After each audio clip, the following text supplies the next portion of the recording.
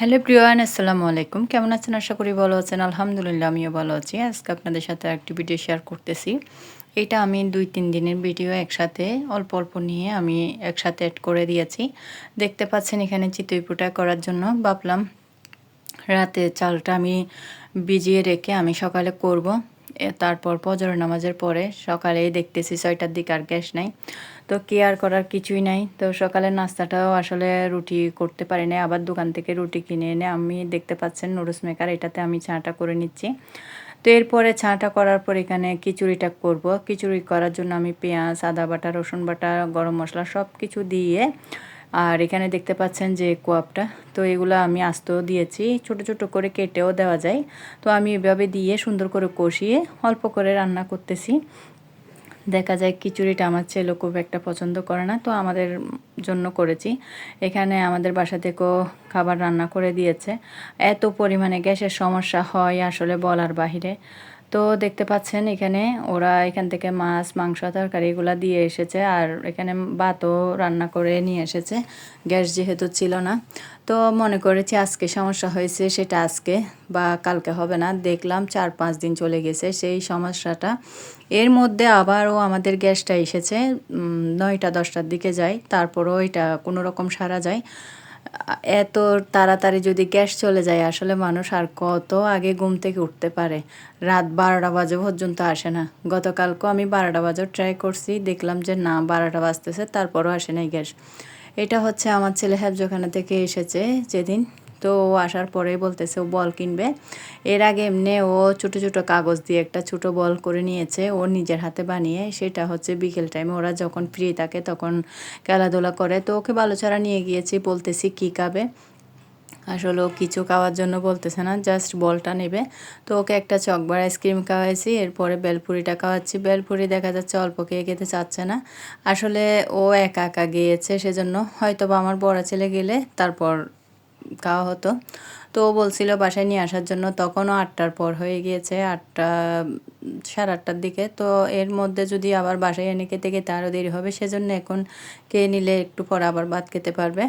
তো এখন ভাবলাম ওকে আর একটু কিছু কিনে দিই। তো ওকে দোকানে নিয়ে গিয়েছি, কী কিনে দেবো জিজ্ঞেস করতেছি। ও আসলে সব কিছু দেখতেছে, কিছুই নেবে না।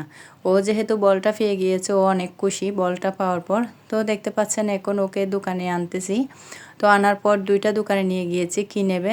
তো ও যেহেতু কিছু নিচ্ছে না আর বাসায় আমার মেয়ে, আমার বড় ছেলে ওরা রাতে দেখা যায় ভাতের পরে বিস্কিট, কেক এই ধরনের কোনো একটা কিছু লাগে ওদের।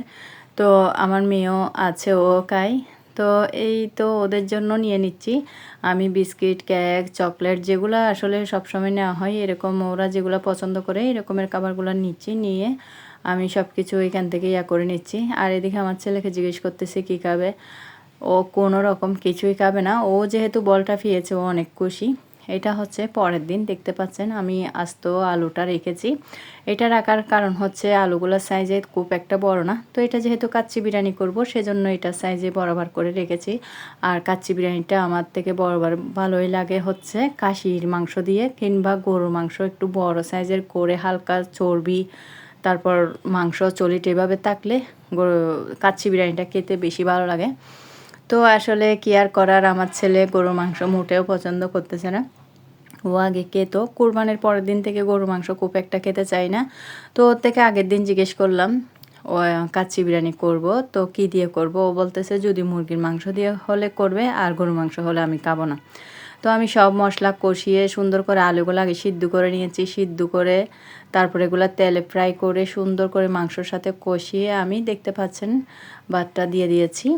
এর মধ্যে আমি পেঁয়াজ বেরেস্তা দিয়েছি আর এখানে দুধ, কেওড়া জল, তারপর জাফরান, ঘি সব কিছু মিক্স করে এখানে ভাতের উপরে দিয়ে দিলাম। তো দিয়ে আমি 15-20 মিনিটের জন্য দমে রেখে দেবো এটা। এর মধ্যে দেখতে পাচ্ছেন অনেক সুন্দর গ্রান আসতেছে। তো আমার আপুর ছেলে এসেছে, ওকেও দিয়ে দিচ্ছি। এর মধ্যে আমার বড় ছেলেও বলতেছে ও একটু করে খেয়ে দেখবে। ও যখনই কাচ্চি বিরিয়ানি করি অল্প করে বাটিতে করে ট্রাই করে কীরকম হয়েছে নাকি দেখে। তো এখন আমার বড় আপুর ছেলেকে দিচ্ছি, এর মধ্যে আবার আমার বড় ছেলে, ছোটো ছেলে ওদেরকেও দেবো। ওরা আসলে অনেক পছন্দ করে কাচ্চি বিরিয়ানিটা। তো কাচ্চি বিরিয়ানি বলতে ওরা বিরিয়ানিও খায়, কিন্তু কাচ্চি বিরিয়ানিটা নাকি ওদের বেশি ভালো লাগে। তো তো আসলে ওরা খুশি হলেও একটু ভালো লাগে, ওরা কোন একটা খাবার এনজয় করে খেতে চায়। তো আলুটা একেবারে সফট হয়ে গিয়েছে, মশলার সাথে আলুর ভিতরে একদম সব কিছু মশলা ছিল, তো অনেক খেতে ভালো লাগছিল আসলে। তো এখন ওদেরকে দিয়ে দিলাম, এই তো সবাই খাচ্ছে। আর এখন আমার ছেলেদেরকেও দিয়ে দিচ্ছি। তো ওদেরকে দেওয়ার পর আমরাও খেয়ে নেব ভাতটা। এত পরিমাণ গ্যাসের সমস্যা, এখন যখন আমি ভাতটা রান্না করেছি তখন আসলে গ্যাসের খুব একটা সমস্যা ছিল না। 3 দিন মেবি 4 দিন মতো গ্যাসটা ভালো ছিল, আসলে এত কিছু মনেও থাকে না। এটা হচ্ছে দেখতে পাচ্ছেন 3-4 দিন যখন গ্যাস রেগুলার ছিল, 9টা 10টা 11টার দিকে যাইতো, তো মনে করেছি জোহরের পরে বা 2টার পরে আবার গ্যাসটা আসে।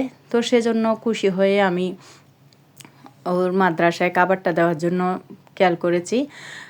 এত পরিমাণ গ্যাসের সমস্যা ছিল, এটা আমি কল্পনার বাহিরে। আসলে এরকম গ্যাস চলে যাবে আমি জানি না।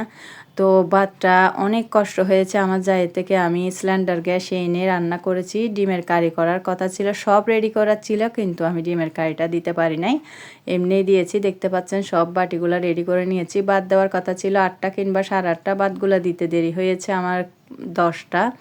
এত পরিমাণ দেরি হয়েছে বলার বাহিরে। আমার ভিডিও আছে এই পর্যন্ত। আল্লাহ হাফেজ, আসসালামু আলাইকুম।